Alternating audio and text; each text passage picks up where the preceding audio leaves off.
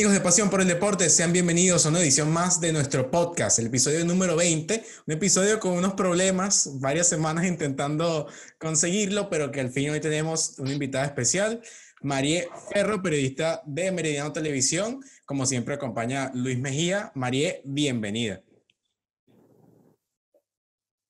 Muchachos, muchas gracias primero por la paciencia, porque bueno, ha sido un episodio un poco complejo de grabar, pero porque sale de mis manos, la señal ha sido complicadísima. Aquí estamos contra viento y marea, lográndolo para poder hablar un rato de lo que tanto nos gusta, que es el fútbol, y les agradezco nuevamente de antemano por la paciencia que han tenido con el tema del internet.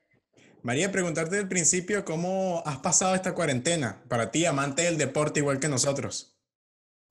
Bueno, en realidad en un principio era bastante complicado porque no teníamos ningún tipo de pista de cuándo podía regresar, no teníamos ningún tipo de información. Vivíamos del pasado, ¿no? Vivíamos de la historia que ha dejado este maravilloso deporte. Tuve la oportunidad de hacer varias estrategias a través de Twitter que funcionaron muy bien, gracias a Dios. Varias dinámicas en donde incluso fuimos tendencia en Venezuela varias veces con la participación masiva de las personas, y ahí tú te das cuenta de la importancia que tiene el fútbol para todas las personas. Muchas personas me decían, no estamos para eso, no estamos para eso, yo no quiero opinar. Bueno, está bien, pero uno lo hace también con la intención de que tratemos de, por lo menos en ese momento, de alejarnos de esa realidad, de ese tema que en algún punto estábamos todos en las nubes sin saber qué era lo que iba a suceder, de la pandemia, con el deporte, con absolutamente todo. Estábamos justamente empezando y realmente funcionó para las personas, se divertían. Las personas que quizás y sentían que no estábamos para eso no entienden que el deporte siempre va a tener su espacio en cualquier momento de la vida, sea malo o bueno, porque el deporte justamente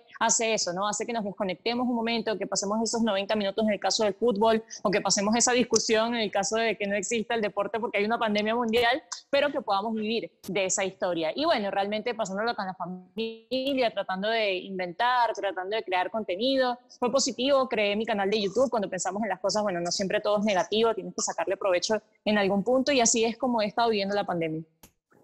Mari, ante todo darte la bienvenida aquí a las cámaras de Pasión por el Deporte y preguntarte, iniciando sobre la selección nacional, ¿qué crees que le puede aportar José Peseiro a la Vinotinto? Yo creo que José Peseiro está muy consciente de que Dudamel sí dejó un aspecto importante para la Vinotinto, a pesar de que tenga muchos detractores para algunas personas. El tema con Dudamel es que él dejó una base defensiva en la Vinotinto, quizás una base que no conocíamos o que no teníamos la capacidad de desarrollar de la forma en la que el equipo lo supo hacer con Dudamel, pero nosotros no llegamos a un mundial defendiendo bien. Tenemos que también llegar al gol, y no de chiripa, por decirlo de alguna manera. Es por eso que Peseiro, evaluando eso, yo he tenido la oportunidad de entrevistarlo en 3 oportunidades, y ya cuando tuve la última vez que lo entrevisté, ya él tenía un poco más de noción de lo que era la Vinotinto, porque yo les voy a ser sincera, en la rueda de prensa cuando fue presentado por la Federación Venezolana de Fútbol, sus respuestas eran muy genéricas, no tenía mucho conocimiento con respecto a prácticamente nada de lo que era la selección. Ya la segunda oportunidad en Meridiano yo le pregunté sobre táctica, no eso, porque en este momento no va a responder absolutamente nada que sea profundizar. Y ahí tú te das cuenta del poco conocimiento también que tenía José Peseiro en ese momento. Él se dio la tarea en la cuarentena de investigar, y ya para la tercera oportunidad que tuve, que lo entrevisté, sí lo vi con un conocimiento mucho más amplio de lo que son las estructuras que tenemos en cuanto a las inferiores, de lo que queremos, de lo que ha logrado la Vinotinto con Dudamel a nivel de juego, de lo que tenemos con la Vinotinto y los jugadores. Y un punto importante, y yo lo he comentado en muchas oportunidades, Dudamel dejó una base. Dudamel agarró una selección que estaba totalmente en escombros, eran escombros total.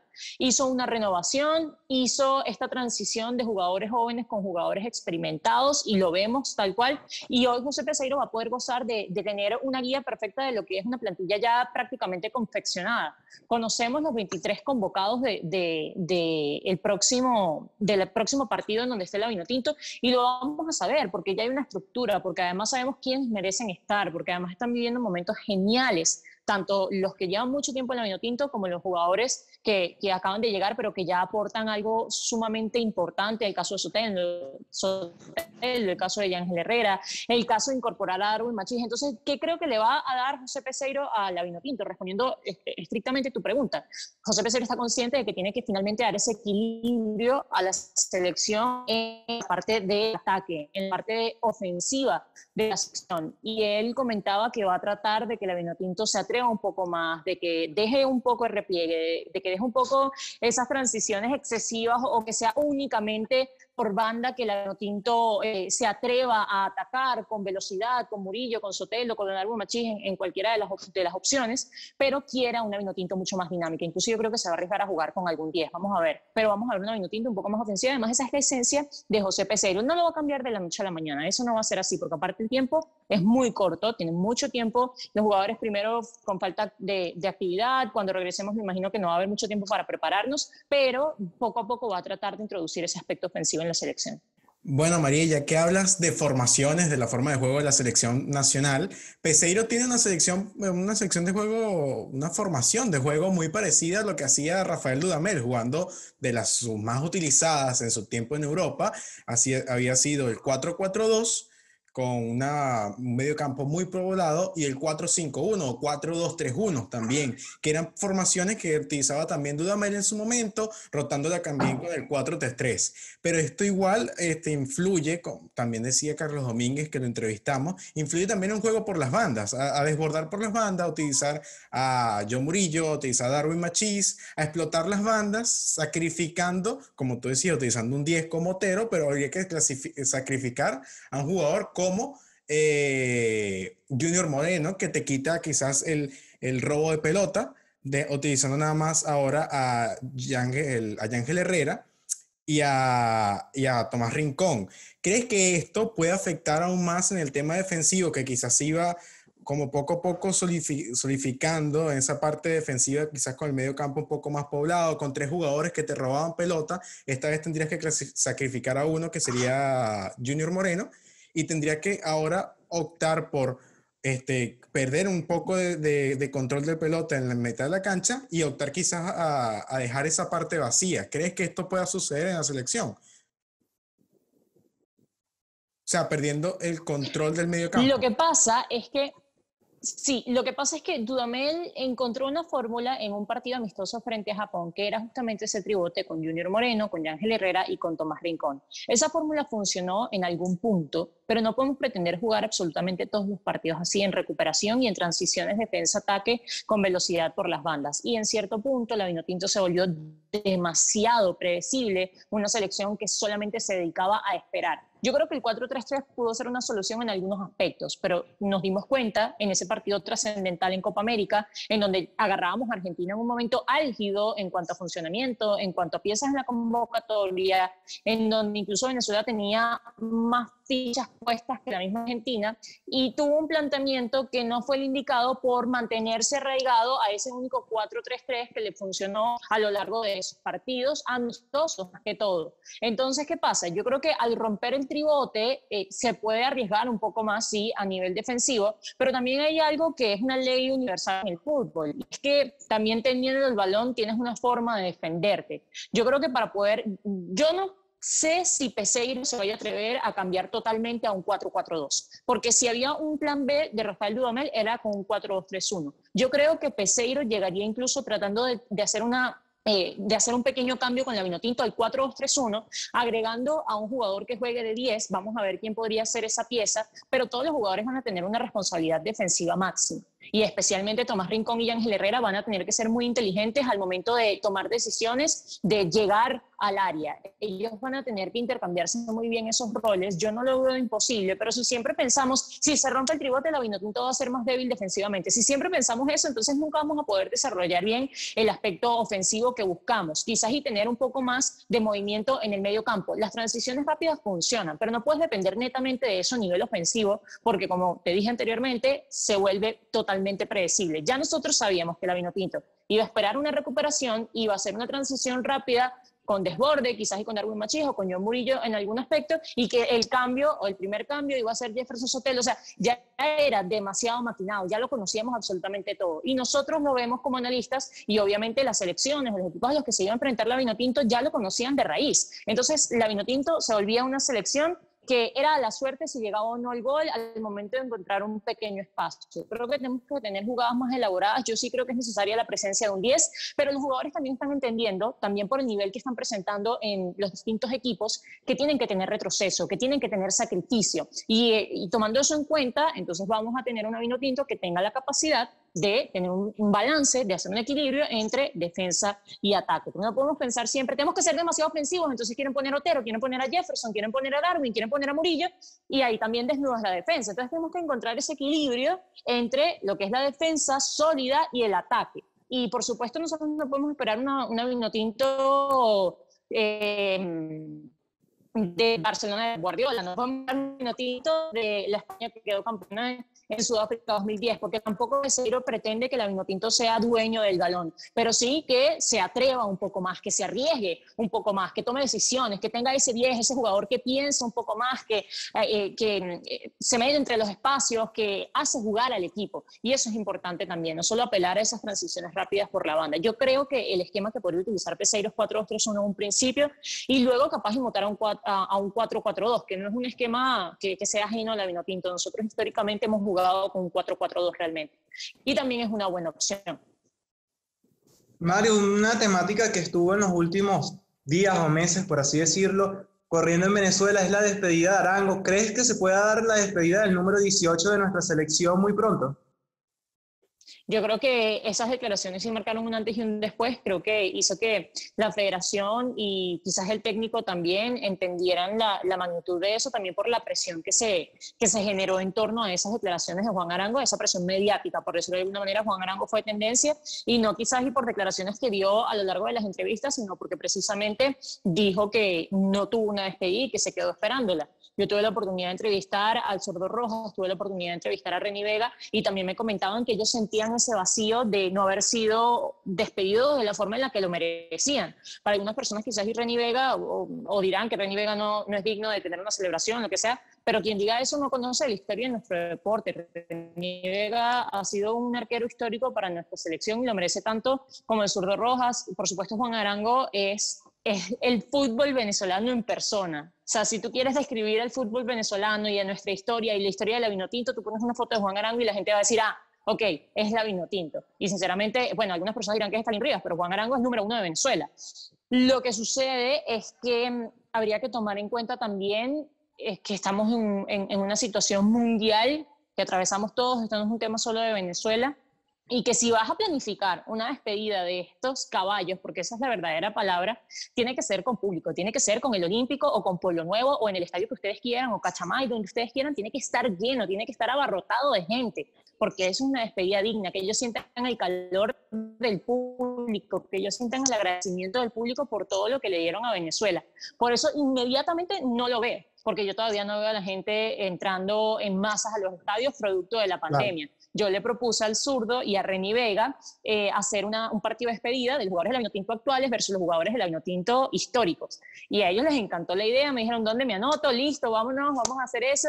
Y Karim Asafo, que aparte ha sido un gerente histórico para el fútbol también, me respondió un tuit en donde decía, cuando yo anoté las declaraciones de Reni Vega, me decía, tranquilo que nosotros también estamos pensando en organizar algo así. Entonces, bueno, el plan está, esto despertó las alarmas, esto despertó el interés en la fanaticada, en los organizadores, en la federación, y yo creo que pronto quizás y lo vamos a tener, pero tenemos que pensar también en que también hay pequeñas cosas que tenemos que ir pasando. Viene una Copa América cuando se juegue, si la pandemia, si Dios quiere, nos lo permita, vienen eliminatorias, entonces también tenemos que tener la mente en el presente y ya luego hacer ese equilibrio para hacer una despedida digna de ellos, porque 100% lo merecen. María, ya que mencionabas jugadores de la Vinotinto que han sido históricos, jugadores de la Vinotinto, los actuales, en este momento pasamos quizás por el momento más dulce, valga la redundancia, del fútbol venezolano. O sea, en el extranjero tenemos jugadores en casi todas partes del mundo. ¿Podrías definirnos o decirnos cuáles son tus 5 jugadores top de Venezuela en este momento en el exterior?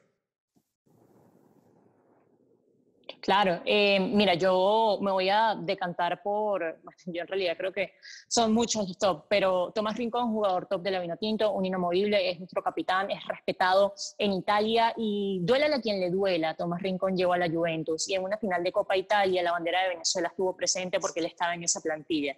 y él tiene que estar dentro de ese top 5. Jefferson Soteldo la está rompiendo en el Santos, con la 10 de Pelé. Es muy difícil que te respeten tanto como están respetando a Jefferson Soteldo en el Brasileirao, en un equipo tan histórico para ese país. Y Jefferson Soteldo lo respetan, a Jefferson Soteldo lo quieren, a Jefferson Soteldo lo aplauden y él lo demuestra en cancha, no solamente porque tengan afinidad con el jugador, sino porque la está rompiendo. Darwin Machís y Ángel Herrera con el Granada están haciendo una temporada magnífica, espectacular.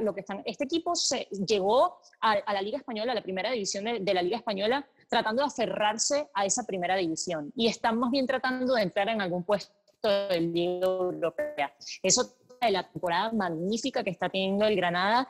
Luego hablamos, no solamente a nivel colectivo, sino a nivel individual, de qué tan importantes son estos nombres para el Granada. Ángel Herrera no estuvo por acumulación de tarjetas. El Granada se desordenó muchísimo el medio campo. Entonces ahí tú ves que cuando hay un jugador tan joven, cuando es venezolano, en una liga tan importante, en donde pueden millones de jugadores en ese puesto, y ese jugador es importante, pues dices, no, que estar dentro de ese top. Y los números también avalan que está en ese top 5, sin duda. Es que en realidad top 5 puede sonar muy egoísta, porque hay un montón. A ver, Salomón Rondón es top 5, por supuesto que sí. Joseph Martínez la está rompiendo en la MLS. ¿Qué vamos a decir que Pariñez, que está llegando por primera vez, ya fue anunciado hoy por Millonarios que justamente va a ir seguido por una temporada al Lens en la primera división de Francia? Entonces, claro, muchos jugadores de la Vinotinto están en un momento espectacular. Espero que Joseph se pueda recuperar pronto y que pueda regresar a ese nivel espectacular. Espero que pronto Salomón Rondón salga de China. Me gustaría verlo en otro equipo, me gustaría verlo en otra liga, demostrando lo que es capaz. Salo había completado temporadas magníficas tanto con el West Bromwich como con el Newcastle, en dos equipos que realmente no se caracterizan en su mayoría por ser equipos ofensivos, y él logró traducirlo sin importar qué en goles. Salomón Rondón es un delantero exquisito. A mí me encanta verlo jugar. Cuando las personas miden a Salomón Rondón únicamente por goles es porque no se han sentado a ver un partido del jugador, no se han sentado a analizarlo, no se han sentado a ver todas las características que aporta al juego, cómo pivotea, cómo retrocede, cómo se sacrifica también, y yo creo que eso es un elemento importantísimo. Por eso te digo, un top 5 es demasiado complicado, pero tienen que estar, a juro, tienen que estar Salomón Rondón, tienen que estar Tomás Rincón, tienen que estar Yángel, Darwin, tienen que estar el mismo Wilker Fariñez, tiene que estar Joseph Martínez. O sea, yo creo que hoy por hoy la Vinotinto está llena de jugadores que la están rompiendo en cada uno de sus equipos, y sin duda alguna eso nos hace pensar y nos hace soñar con una posible clasificación mundial. Por supuesto, tener un buen momento individual no es suficiente para clasificar. Ahí viene la responsabilidad también del técnico José Peseiro para ver cómo logra trasladar ese buen momento de los jugadores, o que tenían antes de este parón producto de la pandemia, a la selección. Mari, y ya comenzaron las ligas de Europa. Real Madrid, Barcelona, ¿cuál ves más fuerte para esta fase final de la liga? Yo les voy a ser sincera. El Real Madrid y el Barcelona, o esta liga española, esta temporada, va a ganar el menos malo entre el Real Madrid y entre el Barcelona. Los dos equipos yo todavía no los veo jugando al 100%.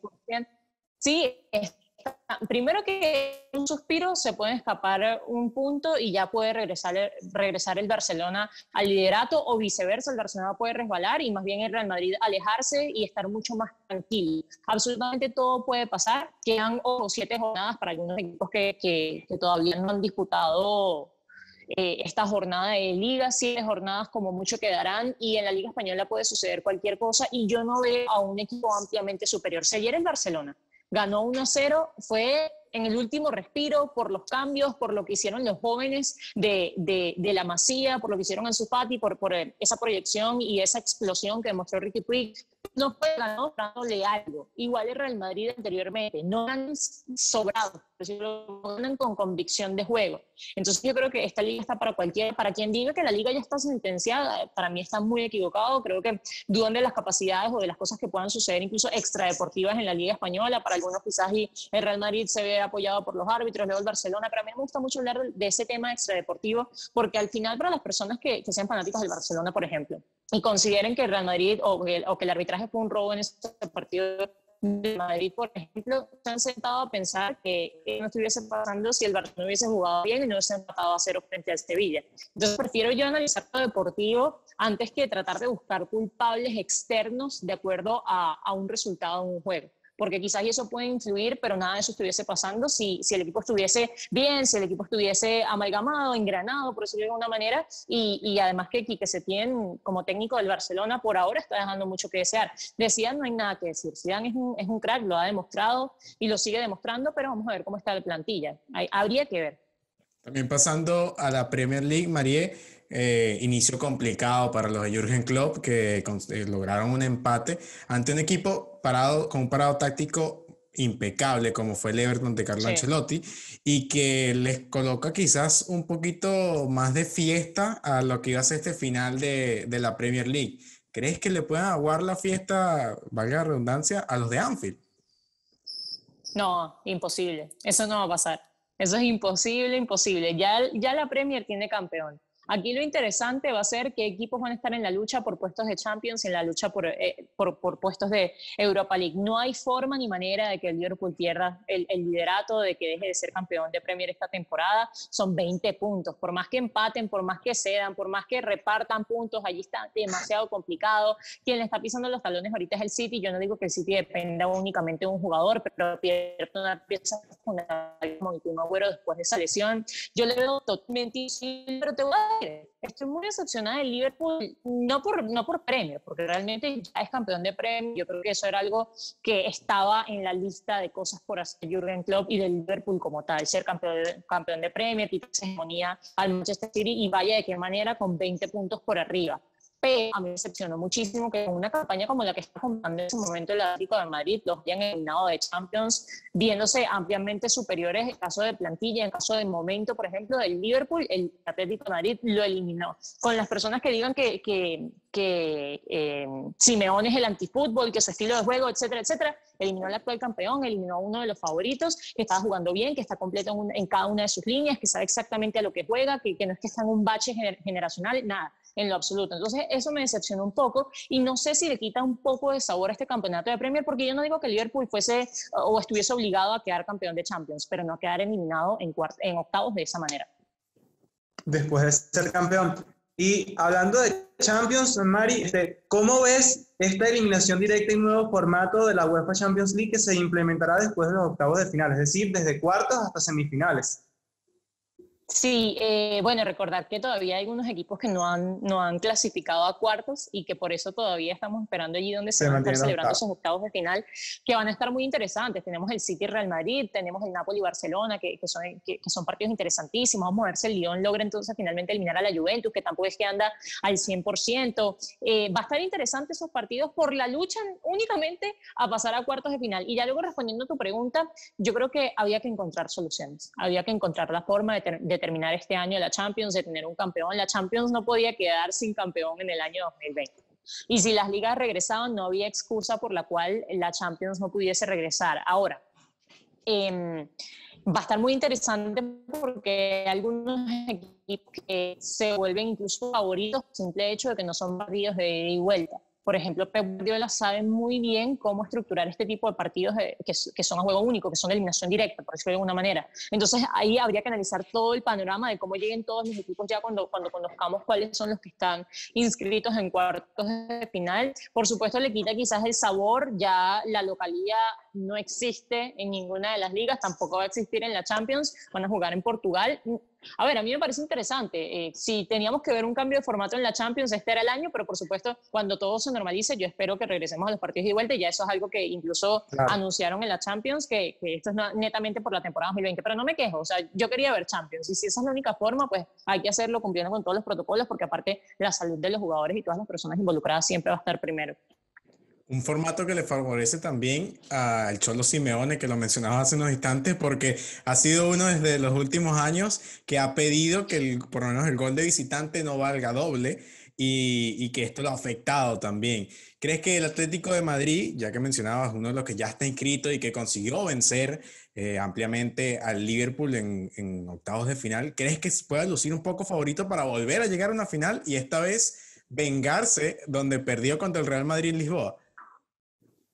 Yo no veo en este momento al Atlético de Madrid llegando a la final como tal. Creo que hay equipos que andan incluso en un mejor ritmo competitivo, pero realmente el Cholo Simeone es muy inteligente y estos equipos que juegan contragolpe, cuando son partidos únicos, son muy peligrosos. Es más, les digo desde ya, claro, esto no es que sea partido único, ya esto es de octavos y todavía cuentan los puntos que se dieron en el partido de ida, pero hay que tener cuidado con el Napoli, con Barcelona, con esas transiciones rápidas. Lo que les trato de decir es que esos equipos que suelen aferrarse, cerrarse y luego ir en contragolpe, si esa especialidad del equipo, pues saben hacerlo muy bien. Claro, el Atlético de Madrid regresó bien, logró estaba en el tercer puesto, estaba bastante alejado y quizás la cuarentena les hizo reaccionar. El equipo del Cholo Simeone para mí estaba completando una buena temporada. Para mí el equipo del Cholo Simeone hasta el varón no estaba haciendo cosas bien hasta que eliminó al Liverpool, que fue sorprendente. Yo decía, es imposible que el Atlético de Madrid trascienda y bueno, el fútbol siempre te demuestra que absolutamente todo puede pasar. Pero yo no veo al Atlético de Madrid llegando a la final, no porque no tenga afinidad ni nada, sino porque, por ejemplo, está el Bayern, por ejemplo, está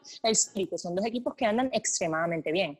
Mari, preguntarte ahora sobre tu semblanza, ¿cómo inició tu pasión por el deporte y además tu amor por el periodismo?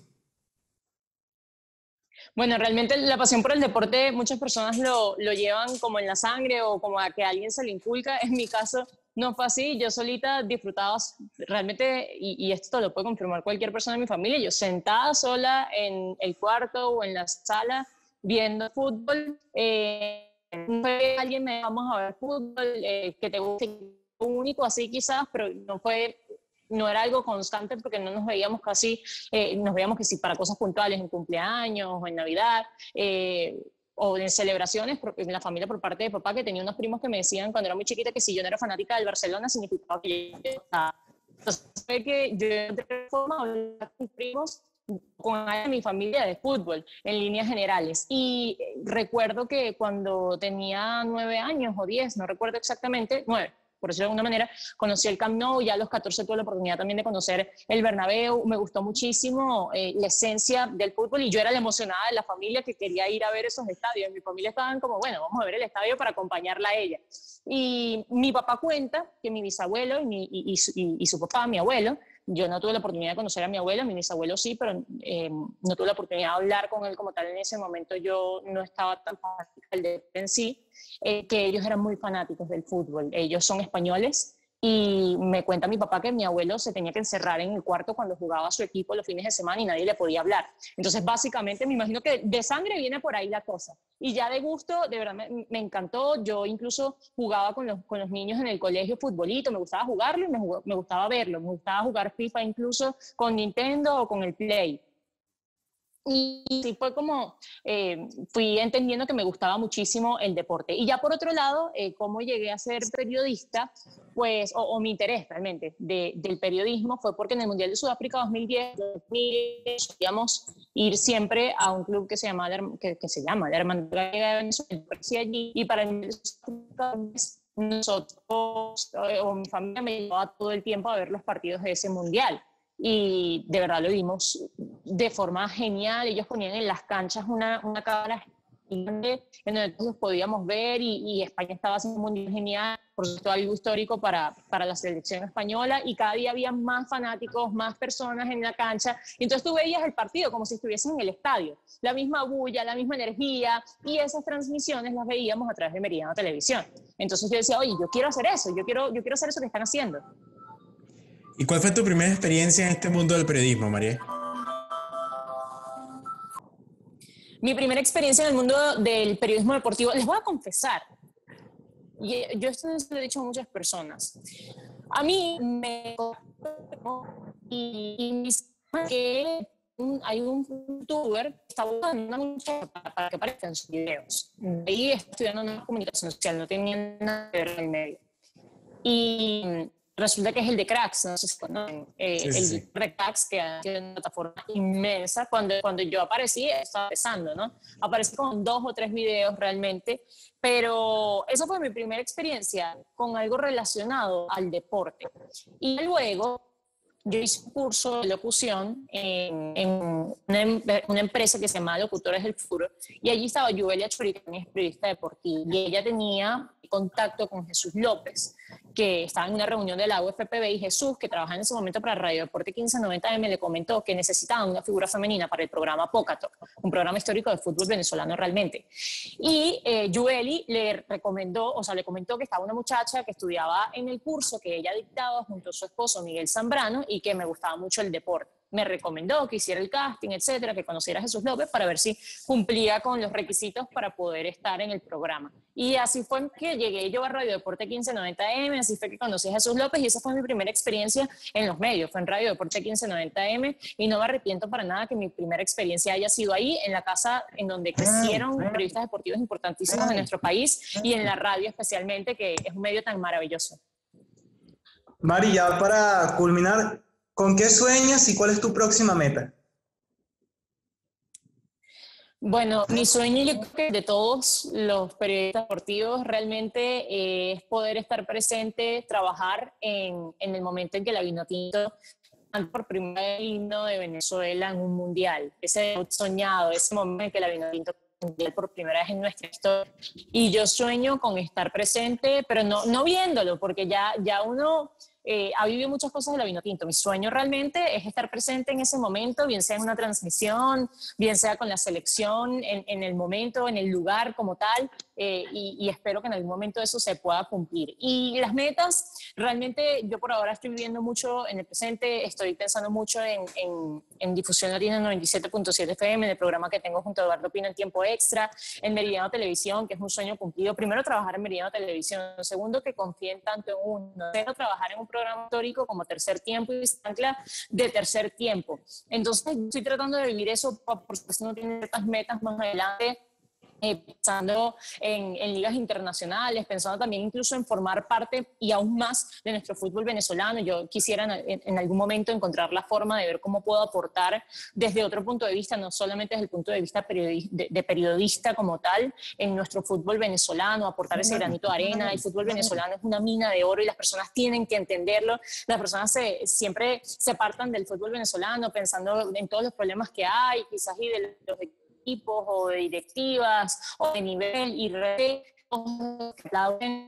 en el fútbol venezolano, y las personas tienen que entenderlo, analizarlo, canalizarlo y empezar a apreciar nuestro fútbol venezolano. Sí, que mucho por crecer, sí, que estamos en pañales, puede ser, que puede ser, pero ahí han sido estrellas que hoy en día no están a nivel internacional. Yo creo que eso es importante y quiero en algún punto encontrar la forma de aportar al fútbol venezolano también a mi país. Bueno, María, muchísimas gracias por permitirnos esta entrevista. Bueno, un poco problemática había sido la entrevista para poder conectarnos con el internet, pero bueno, al final pudimos lograrlo con algunas complicaciones, pero lo logramos, la entrevista. Muchísimas gracias, María. Dejarte las cámaras de Pasión por el Deporte para que le envíes un saludo a todos los fanáticos del fútbol, a los fanáticos que te ven por Meridiano Televisión y que sigan amando este deporte que nos encanta a todos como es el fútbol. Bueno, yo de verdad estoy encantada de haberlos acompañado. Quiero agradecerles de verdad por la paciencia con el tema del internet. Aquí lo bonito es que lo hacemos con mucho cariño y eso es importante. Y el mensaje es ese: hagan lo que aman y háganlo bien. Yo creo que lo más importante de esta carrera tan bonita es que todos estamos enamorados de lo que hacemos día a día, del periodismo deportivo, estamos enamorados del fútbol, estamos enamorados de la Vinotinto, y eso hace que trabajemos con pasión, y en cualquier aspecto de la vida uno necesita pasión. Quiero agradecerles a todos por el apoyo, por confiar en mí, por seguir creyendo en mi carrera, por ser parte de mi crecimiento, y bueno, que se queden tranquilos, que va a haber mucho María Ferro para rato, y esperando que pronto unos nuevos proyectos salgan y que podamos seguir creciendo de la mano. Así que gracias a ustedes también por el apoyo. Muchísimas gracias, María. Gracias, Luis, por acompañarnos en este episodio. Sigan tanto en nuestras redes sociales, nuestro canal de YouTube. Suscríbanse, activen la campanita, que venimos con muchísimas más sorpresas. Vienen demasiadas sorpresas para los próximos meses, así que sigan al tanto de nuestras redes sociales, de todo lo que tenemos para ofrecerles a ustedes, y sigan más cerca de cada jugada. Hasta luego.